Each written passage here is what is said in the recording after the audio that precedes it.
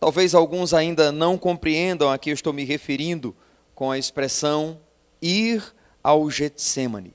Então, permita-me definir o que significa essa expressão e o contexto em que eu estou usando para melhor compreensão desta mensagem. Primeiro dizer, irmãos, que a expressão Getsemane, ela possui um sentido etimológico, ou seja, no sentido da sua palavra, ou no sentido da palavra propriamente dito. A expressão Getsemane é uma palavra que advém do aramaico, literalmente significa lugar de prensar azeite. A expressão Getsemane significa lagar ou lugar de prensar azeite. Esse nome é uma referência a uma prática do que ocorria naquele lugar que comumente tem sido atribuído ao lugar de oração de Jesus. Lagar de prensar azeite. E aí, do sentido etimológico, nós partimos para o sentido geográfico para melhor compreensão. O Getsemane ficava ao leste de Jerusalém, aos pés do famoso Monte das Oliveiras. As Escrituras o colocam como uma espécie de anexo, uma extensão do que seria o Monte das Oliveiras. E lembre-se que a oliveira produz a azeitona. E uma vez que a azeitona é prensada, ela produz o azeite, o famoso azeite de oliva, que no contexto bíblico era um produto de grande proporção econômica, era um produto que era muito necessário para aquele contexto. O comércio se alimentava bastante desse produto, em todas as casas havia o azeite para iluminação e também para fins de cozimento. Então, nesse contexto, o azeite de oliva era sobremodo importante. Em João 18, versículo 1, esse lugar é denominado como sendo um jardim. O Getsemane era, pois, um jardim, um horto, isto é, um pequeno lugar de aspecto florestal, em que Jesus usou frequentando para dirigir-se a Deus em oração. Novamente, Lucas nos apresenta este lugar como sendo uma extensão do Monte das Oliveiras. Isso está em Lucas capítulo 22, verso 39. Agora, o sentido que eu desejo tomar a essa expressão não é o etimológico, isto é, Getsemane como sendo um lagar de prensar azeite, não é o sentido geográfico, um lugar que ficava ao leste de Jerusalém, uma extensão do Monte das Oliveiras. O sentido que eu quero tomar essa expressão Getsemane é o sentido aplicativo. Isto é, depois do templo, este lugar talvez foi o que Jesus mais frequentou para desenvolver a sua vida de oração. Por exemplo, em Lucas 22, verso 39, diz que Jesus foi, como de costume, para este lugar. Era, pois, uma prática costumeira de Jesus ir até o Monte das Oliveiras e, em particular, a este lugar denominado de Getsemane. Assim, nós temos que, costumeiramente, Jesus frequentava este lugar. Nós podemos, então, definir Getsemane no seu sentido aplicativo como sendo um lugar à parte para a oração. O Getsemane, na vida de Jesus, era um lugar à parte para a oração. Irmãos, hoje à noite eu dou abertura à nossa nova série de mensagens que vamos considerar nas próximas semanas. Nós vamos tratar aqui sobre aprendendo a orar com a vida de oração de Jesus. Aprendendo a orar com a vida de oração de Jesus. Nada melhor do que tratar sobre oração no culto de oração. Eu quero convidá-los a tomarem suas Bíblias para o livro de Marcos, Evangelho segundo Marcos, e nesta primeira mensagem nós vamos ao capítulo 14, onde iremos ficar nas próximas talvez 2 semanas. Posteriormente iremos para outras passagens em que Jesus aparece desenvolvendo a sua vida de oração. Marcos capítulo 14. Leia comigo o verso 32 e seguintes. A palavra do Senhor nos diz assim em Marcos 14, verso 32. Então foram a um lugar chamado Getsemane. Ali chegados, disse Jesus a seus discípulos: assentai-vos aqui enquanto eu vou orar. E levando consigo a Pedro, Tiago e João, começou a sentir-se tomado de pavor e de angústia. E lhes disse: a minha alma está profundamente triste até a morte. Ficai aqui e vigiai. E adiantando-se um pouco, prostrou-se em terra e orava para que, se possível, lhe fosse poupada aquela hora. E dizia: Abba, Pai, tudo te é possível. Passa de mim este cálice. Contudo, não seja o que eu quero, e sim o que tu queres. Voltando, achou-os dormindo. E disse a Pedro: Simão, tu dormes? Não pudeste vigiar nem uma hora? Vigiai e orai para que não entreis em tentação. O espírito, na verdade, está pronto, mas a carne é fraca. Retirando-se de novo, orou, repetindo as mesmas palavras. Voltando, achou-os outra vez dormindo, porque os seus olhos estavam pesados, e não sabiam o que lhe responder. E veio pela terceira vez e disse-lhes: ainda dormis e repousais? Basta, chegou a hora, o Filho do Homem está sendo entregue nas mãos dos pecadores. Levantai-vos, vamos, eis que o traidor se aproxima. Que Deus aplique esta porção da sua palavra em nossos corações. Um lugar à parte para a oração. Esse é o subtema da nossa mensagem de hoje, cultivando um lugar à parte para oração. É sobre isso que vamos considerar em nossa série, Aprendendo a Orar com a Vida de Oração de Jesus. Irmãos, depois dessa definição breve que eu acabei de dar de Getsêmani, como sendo um lugar à parte para a oração, tem-se então a repetição daquelas perguntas que inicialmente eu dirigi a você. Você já foi ao Getsêmani hoje? Com que frequência você tem ido ao Getsêmani? Talvez a pergunta inicial deveria ser: você tem um Getsêmani na sua vida?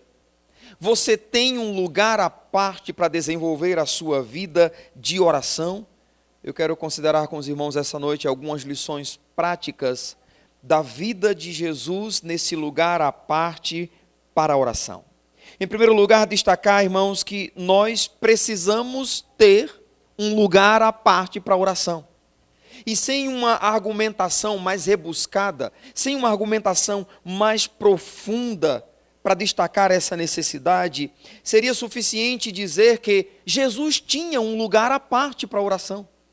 Apesar de naquele contexto haver o templo, apesar de naquele contexto Jesus se dirigir ao templo para orar, como faziam todos os judeus, Jesus tinha ou mantinha um lugar à parte para a oração. Logo, com Jesus nós aprendemos que todos nós devemos cultivar em nossa vida um lugar à parte para a oração. Agora eu queria destacar, e você deve notar, que esse não é um momento isolado na vida de Jesus, que ele se dirige para este lugar, para então dirigir a sua oração na presença do Senhor. Alguém poderia então concluir, de forma precipitada, partindo do pressuposto do momento que Jesus estava, de que ele se dirigiu ao Getsêmani, tão somente pela angústia que envolvia o seu coração, uma vez que ele era ciente do que estava para acontecer. Ele sabia que o traidor estava se aproximando. Ele sabia que seria entregue nas mãos dos pecadores. Ele sabia que estava próximo o momento em que ele enfrentaria a terrível sensação de quebra de comunhão com Deus pelo fato de levar os nossos pecados sobre si. Daí ele bradar no Calvário por ocasião da sua crucificação: Deus meu, por que me desamparastes? Foi naquela ocasião em que a Trindade enfrentou pela primeira vez uma quebra de comunhão, para que Jesus levasse sobre si o peso dos nossos pecados. Então, neste momento em que Jesus está se dirigindo ao Getsêmani, ele está tomado de angústia. Ele já havia alertado os seus discípulos, dizendo: é necessário que o Filho do Homem sofresse muitas coisas, fosse entregue nas mãos dos homens, rejeitado pelos anciãos, pelos escribas e sacerdotes, depois fosse morto e ao terceiro dia ressuscitasse. Jesus já sabia do panorama do que ele haveria de passar. E por isso, naquele momento, o seu coração estava marcado pela angústia, ele sabia o que o aguardava. Então alguém poderia concluir que ele só estava ali por causa dessa condição angustiosa que envolvia o seu coração. Entretanto, irmãos, ao fazer esta mesma narrativa, Lucas registra no seu evangelho uma informação que eu digo ser gloriosa. Em Lucas 22, verso 39, que é o texto paralelo deste mesmo relato, Lucas escreve da seguinte forma: e saindo, Jesus, foi como de costume para o Monte das Oliveiras. Assim, irmãos, o Getsêmani era um lugar à parte para a oração, não frequentado em aspecto de urgência. Jesus não está indo àquele lugar pela sua angústia, ele está indo porque era um costume em sua vida. Então responda-me, você tem cultivado em seu viver um lugar à parte para a oração como Jesus tinha? Você tem cultivado este lugar em que você pode em liberdade se prostrar diante do Senhor, conversar com Ele, derramar a sua alma na presença do Senhor, como Jesus o fez? Observe aí no verso 35, o texto diz, verso 35, e adiantando-se um pouco, prostrou-se em terra e orava para que, se possível, lhe fosse poupada aquela hora. Qual é a posição que Jesus se dirige em oração? Ele se prostra. Na narrativa de Lucas diz que ele se prostra sobre o seu rosto. Ele coloca o seu rosto no chão, na areia de um terreno, talvez úmido daquele lugar, posto que tínhamos um horto de aspecto florestal. Ele coloca o seu rosto na terra para dirigir-se a Deus em oração. Você tem um lugar que você pode fazer isso, sem ficar constrangido com a presença de outras pessoas.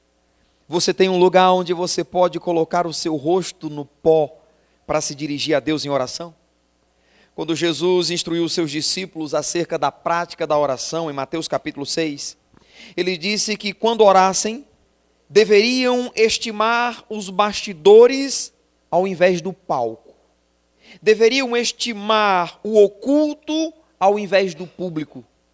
O secreto ao invés do manifesto. Jesus disse, tu, porém, quando orares, entra no teu quarto e fechada a porta, orarás ao teu pai que está em secreto.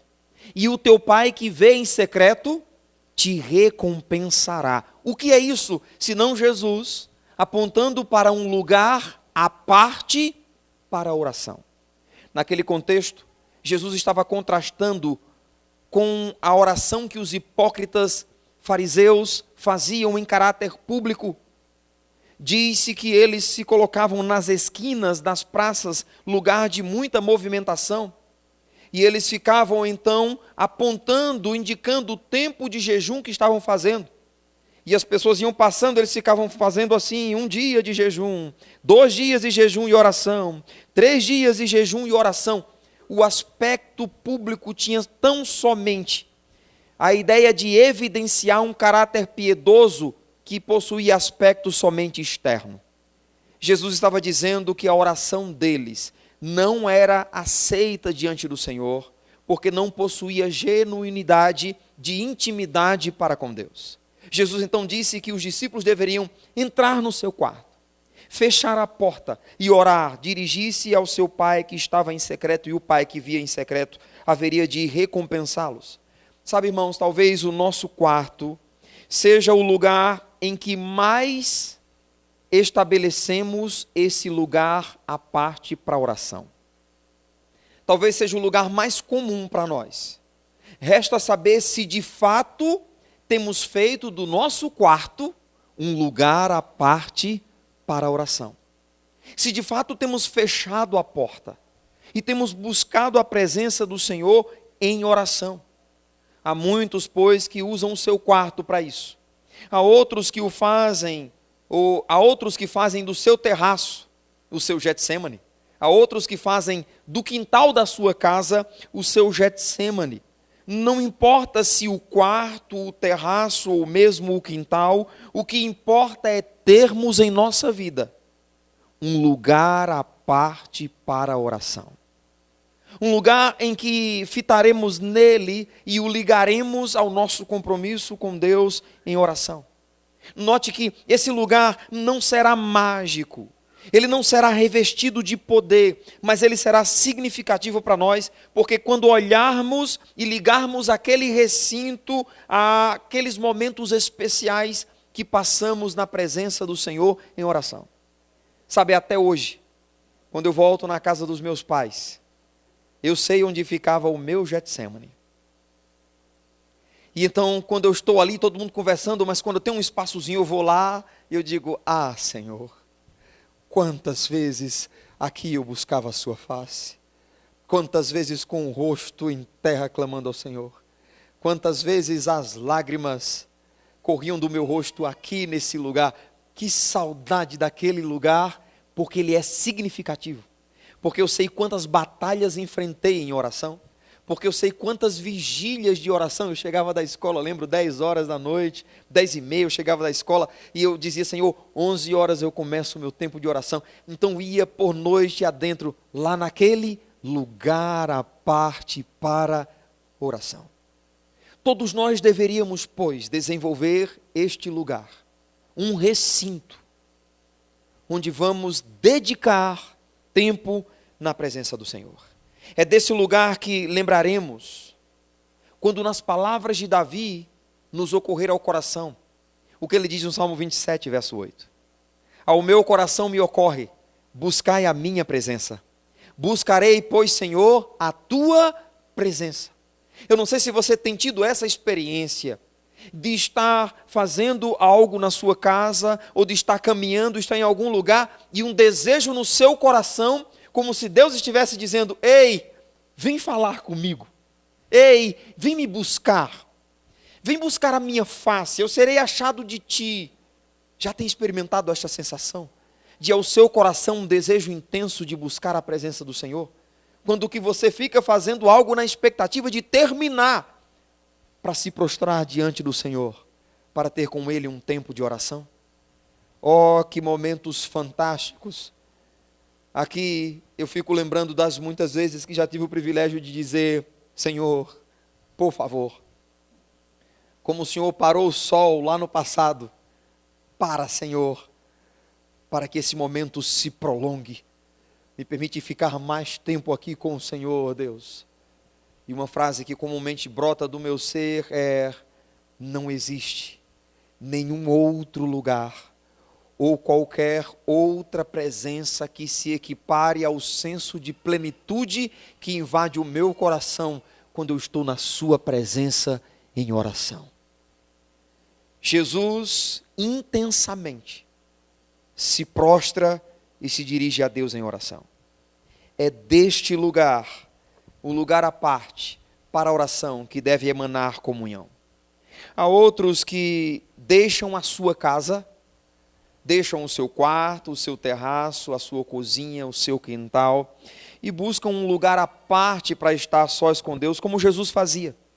E notem, irmãos, da Igreja Bíblica do Preá, aqui na cidade de Cruz, no Ceará, nós somos privilegiados. Eu não sei você que está assistindo aí pelo YouTube, mas nós somos privilegiados.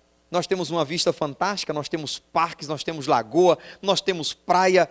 Talvez precisamos tomar a resolução de sair do nosso lar, da comodidade do nosso lar, para desenvolvermos esta prática de termos um lugar à parte para a oração. Vá fazer uma caminhada.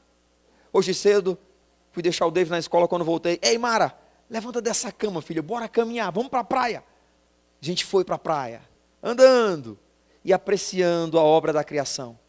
Que lugar maravilhoso. Já tem parado para experimentar fazer isso? Você pode sentar em uma daquelas dunas, você pode mesmo ir a um lugar onde tem um aspecto florestal, o verde, e parar ali para buscar a presença do Senhor em oração. Vá para uma lagoa, não só para tomar banho, mas aproveita a oportunidade de entrar num matinho daquele, lembrando, ó Jesus, o Senhor também entrava num lugar como esse, para se dirigir a Deus em oração. Todos nós precisamos desenvolver um lugar à parte para oração. Irmãos, eu não tenho qualquer dúvida que diante de tantas angústias que a vida cristã já me trouxe pessoalmente, no Getsemane foi onde eu encontrei forças para prosseguir a jornada. Foi onde eu encontrei vigor para não me lançar à depressão, a uma tristeza profunda. Foi onde eu encontrei força para não me lançar ao desespero. Eu então os desafio a saírem de vossas casas e identificarem um lugar à parte para a oração.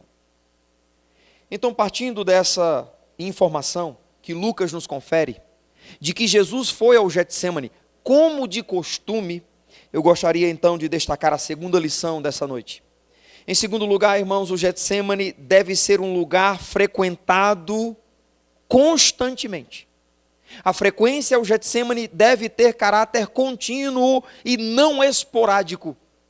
Nós não só vamos uma vez por outra, não só vamos em momentos de desespero, nós o vamos buscar a presença do Senhor em caráter contínuo, como de costume. Sabe, irmãos, há cristãos que só procuram o Getsemane quando estão em profunda tristeza ou agonia.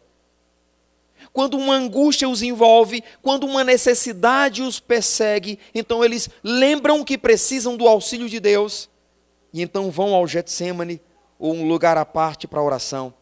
Mas não era assim com Jesus. Para Jesus, aquele era um lugar que ele frequentava comumente.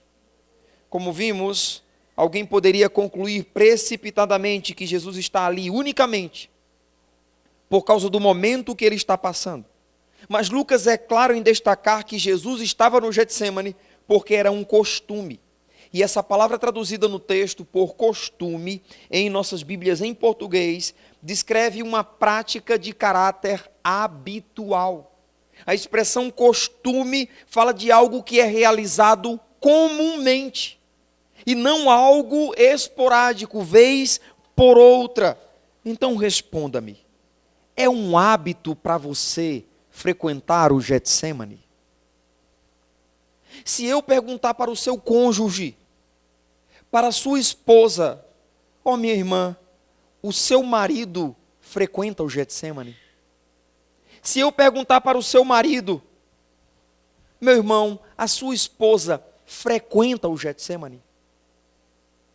O que ele ou ela vai responder? Você é um homem e uma mulher que tem como marca de sua vida a frequência ao Getsemane? Você é um jovem que tem esse momento na sua vida para buscar a presença do Senhor no Getsemane? Os seus pais podem atestar isso, que você tem esse momento à parte, ou esse lugar à parte para desenvolver oração como sendo um hábito.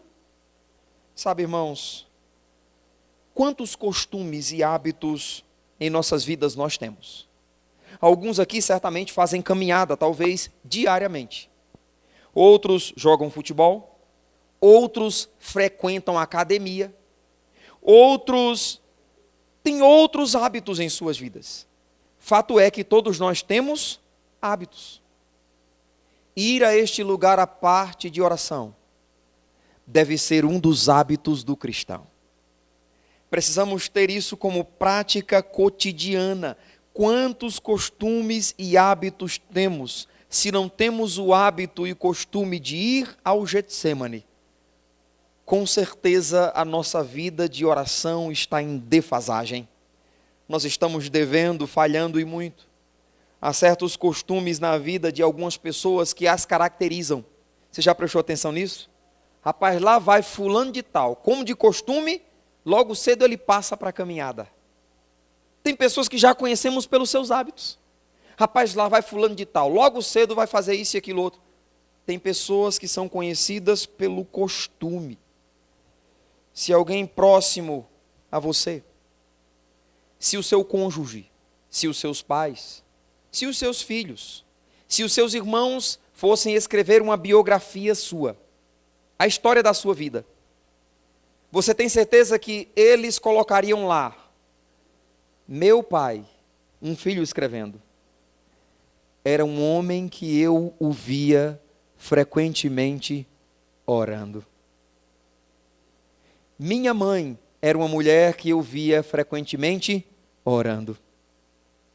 Meu filho era um jovem que eu via frequentemente orando. Meu irmão era uma pessoa que eu via frequentemente orando. Como de costume, ele estava orando. Responda-me você, marido, sua esposa já abriu a porta do seu quarto e viu você prostrado de joelhos, clamando a Deus?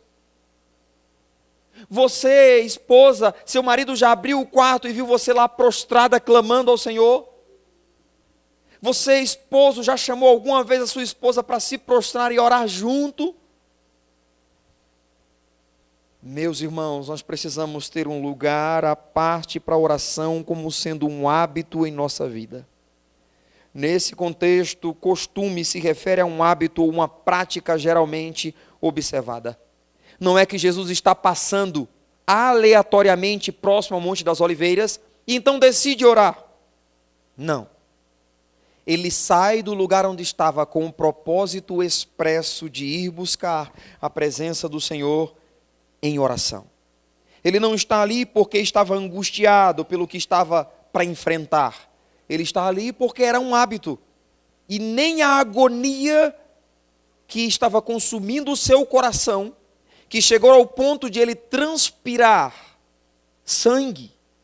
É quando o sistema psicológico está tão alterado que as glândulas chamadas de sudoríparas, elas se dilatam e ao invés de suor, ela transpira sangue. Jesus estava com uma alteração psicológica tal que transpirou sangue. Mas toda aquela angústia ele passou na presença do Senhor. Assim, irmãos, com que frequência nós temos ido a esse lugar à parte para a oração? É um lugar frequentado em caráter comum para mim e para você?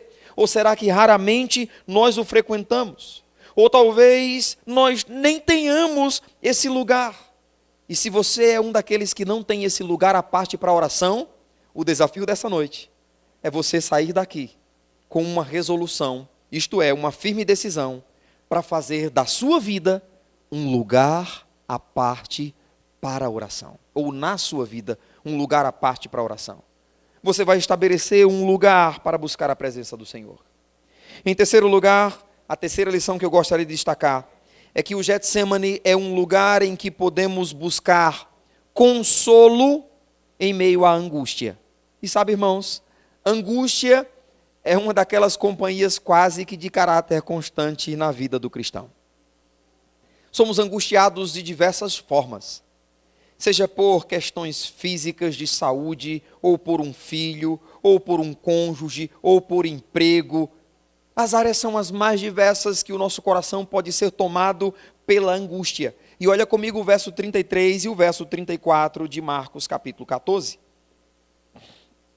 O texto diz: E levando consigo a Pedro, Tiago e João, começou a sentir-se tomado de pavor e de angústia. E lhes disse: A minha alma está profundamente triste até a morte.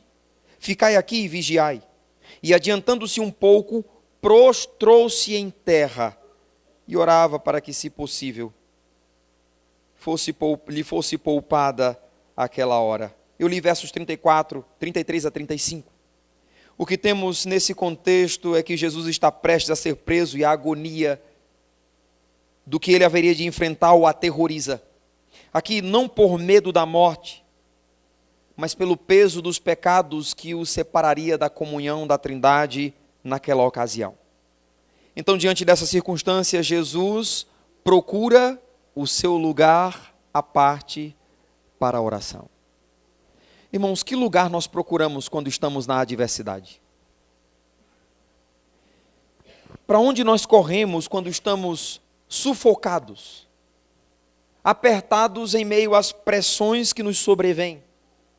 Pelo exemplo de Jesus, nós devemos buscar em primeiro lugar o nosso Getsemane. É para lá que devemos correr. Por quê? Porque é naquele lugar que nós encontraremos refúgio. Sabe um hino que nós cantamos, eu ia até pedir para colocar na programação hoje, mas me passei. O hino 155 do Cantor Cristão. A letra diz: ó que paz perdemos sempre, ó que dor no coração, só porque nós não levamos tudo a Deus em oração. Temos lidas e pesares e na vida tentação, não ficamos sem conforto, indo a Cristo em oração. E se nós desfalecemos, Cristo estende-nos a mão, pois é sempre a nossa força e refúgio em oração. Em João 16, verso 33, Jesus disse que no mundo os seus servos teriam aflições. Na verdade, aflições fazem parte de um mundo caído. Elas são inevitáveis. Assim, em nossa jornada da fé, nós vamos nos deparar com situações que certamente fugirão do nosso controle, que não vamos conseguir contornar. Algumas aflições que vamos passar, que expressaremos grande exclamação dizendo: eu nunca imaginei que isso fosse acontecer comigo. Talvez pensamos sempre que outros possam suportar angústias terríveis. Parece que nunca seremos nós que vamos perder um filho, nunca seremos nós que vamos perder um cônjuge, nunca seremos nós que receberemos um diagnóstico de câncer ou algo do tipo. São intempéries, lutas que fazem parte de um mundo caído, e todos nós estamos sujeitos a isso. Mas quando isso acontecer, as reações podem ser as mais diversas. Alguns se desesperam, alguns choram de forma descontrolada, alguns expressam desesperança, tudo está perdido, a minha vida não faz mais sentido. Alguns buscam refúgio se isolando, é o refúgio na solidão.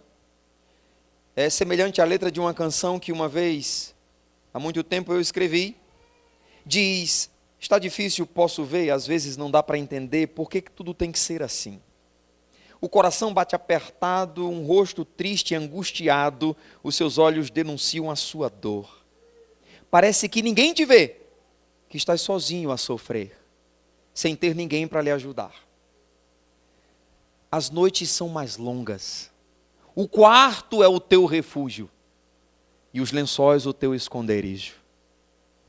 Mas é nessa hora que Deus te vê, e prova que não estás sozinho em teu sofrer. Ao teu lado Ele sempre está, as suas lágrimas a contemplar, e Ele está a te dizer: filho, eu estou aqui. Vai para o Getsemane. Está chorando, vai chorar no Getsemane.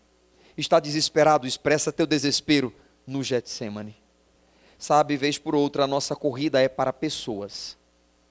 Depositamos a nossa expectativa e esperança nas pessoas, em como as pessoas podem resolver os nossos problemas, em como as pessoas podem solucionar as nossas angústias, como elas podem nos aliviar, quando deveríamos antes correr para o Getsemane. Vai para o lugar à parte para a oração, e ali se prostra na presença do Senhor, como o próprio Jesus o fez. Há muitos que se desesperam, que perdem a esperança. Há muitos que até esbravejam e atribuem a Deus status de inconsequente.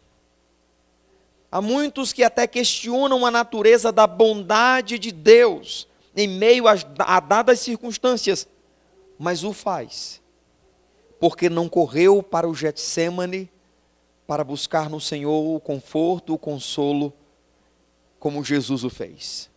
Se possível, passa de mim este cálice. Irmãos, queremos chorar, choremos no Getsemane. Vamos aos pés do Senhor. O que acontece é que quando muitos estão tomados de angústia, só pensam em si e na situação que vão enfrentar. Pobrezinho de mim, vão enfrentar ou estão enfrentando? Pobrezinho de mim, ninguém sofre mais do que eu sou o mais sofredor que este mundo já conheceu. Desenvolvemos a síndrome de Elias. Ao invés de corrermos aos pés do Senhor, naquele lugar à parte de oração, queremos correr para a caverna, como Elias o fez. E Deus questiona-o dizendo: ei, o que você está fazendo aqui, Elias? 2 vezes Deus perguntou. Elias estava no lugar errado. Ao invés de buscar refúgio na presença do Senhor, ele buscou refúgio na sua própria solidão, quando foi consumido por pensamentos egoístas, do tipo, só sobrou eu, Deus. E Deus disse, não, Senhor, eu ainda tenho 7.000 que ainda não se dobrou a Baal. Elias estava focando em si.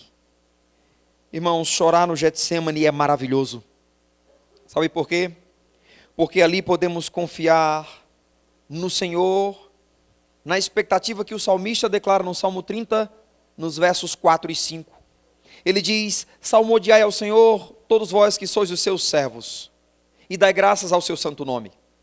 Porque a sua ira não passa de um momento, o seu favor dura a vida inteira. Ao anoitecer pode vir o choro, mas a alegria vem pela manhã. No Getsêmani, a expectativa, a esperança de alegria, a esperança de restauração. Nós chegamos ao Getsêmani desesperados, a nossa voz sussurra em meio às lágrimas, o coração tomado por desesperança. Mas quando encontramos no refúgio do Senhor, nós saímos de lá renovados, revestidos de esperança pela presença do Senhor. Irmãos, eu ouso testemunhar que os melhores momentos da minha vida na presença do Senhor têm sido regados a tristeza e lágrimas, porque é nesse momento ou nesses momentos que eu posso encontrar uma paz indizível. Onde? No Getsêmani, no meu lugar à parte para oração. São esses momentos de angústia do nosso coração, em que podemos nos fortalecer na presença do Senhor. Assim, diante da adversidade, corra para o Getsêmani. Depois você pode correr e compartilhar com alguém que pode orar com você, que pode lhe aconselhar. Mas antes de correr para o escritório do pastor, corra para o Getsêmani. Antes de correr para compartilhar no Facebook um desabafo, querendo atenção, corra para o Getsêmani. Antes de correr e compartilhar com o seu melhor amigo, corra para o Getsêmani. E seja ali consolado. Em quarto e último lugar, caminhando para concluir, no Getsêmani é onde podemos nos humilhar e reconhecer a nossa dependência do Senhor. Veja novamente o versículo 35, a primeira parte. Diz assim, e adiantando-se um pouco, o que Jesus fez? Prostrou-se em terra. Irmãos, o próprio Jesus se prostra em oração. Observe que prostrar-se é uma atitude de reverência. Prostrar-se é uma atitude de reconhecimento, fala de uma reverência tal que demonstra submissão àquele que é reverenciado. Então, por humilhar-se diante do Senhor, compreenda-se a atitude de dar a Deus a glória que lhe é devida.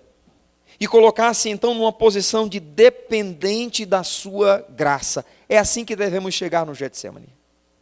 Longe de nós o seguir a sugestão que alguns mágicos da fé propõem, de chegar diante de Deus exigindo dele, de chegar diante de Deus para colocá-lo no lugar dele, para fazê-lo lembrado do que ele nos prometeu.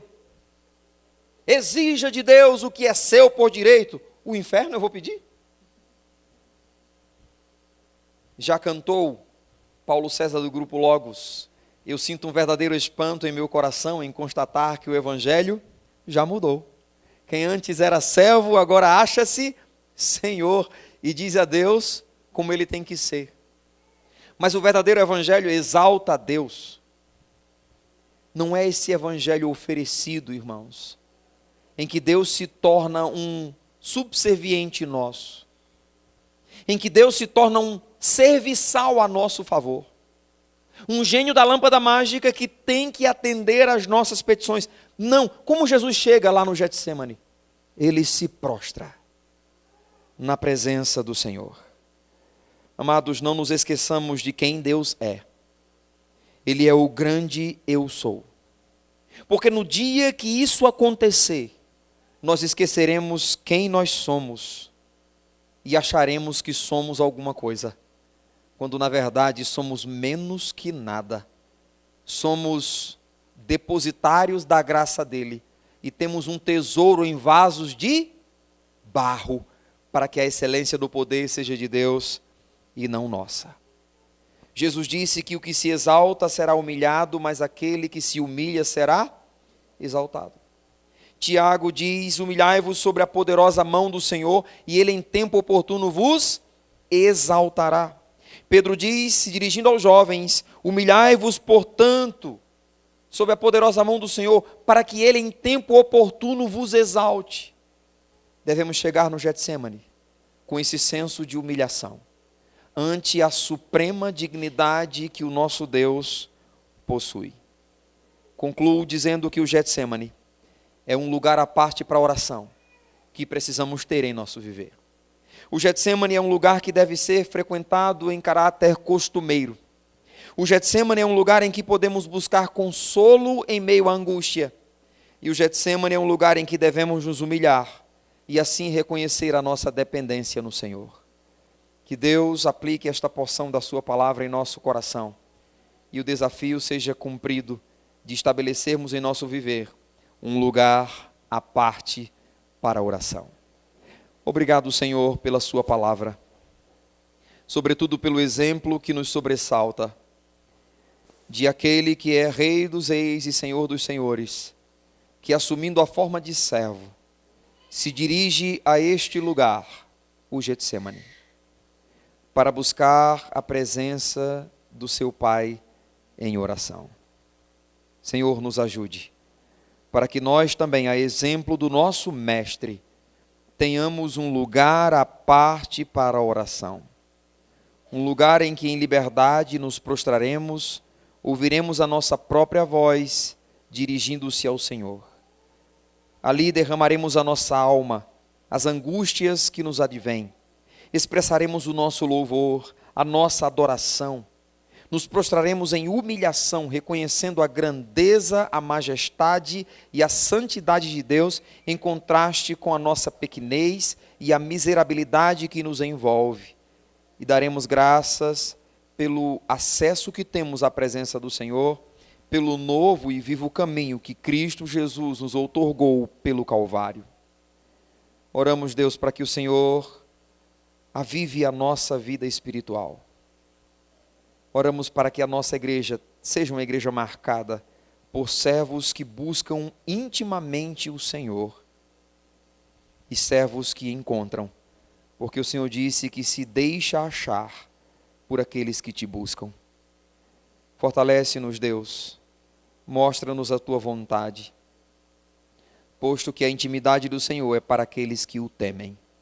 A estes o Senhor fará conhecer os seus segredos. Obrigado, Senhor, por se relacionar conosco de forma tão especial. Livra-nos de uma vida simplesmente de religiosidade aparente, mas de uma vida marcada por um relacionamento correto, vivo, dinâmico com o Senhor, que é o nosso Deus, o nosso Pai, o nosso Senhor, o nosso Rei. Oramos em nome de Jesus. Amém.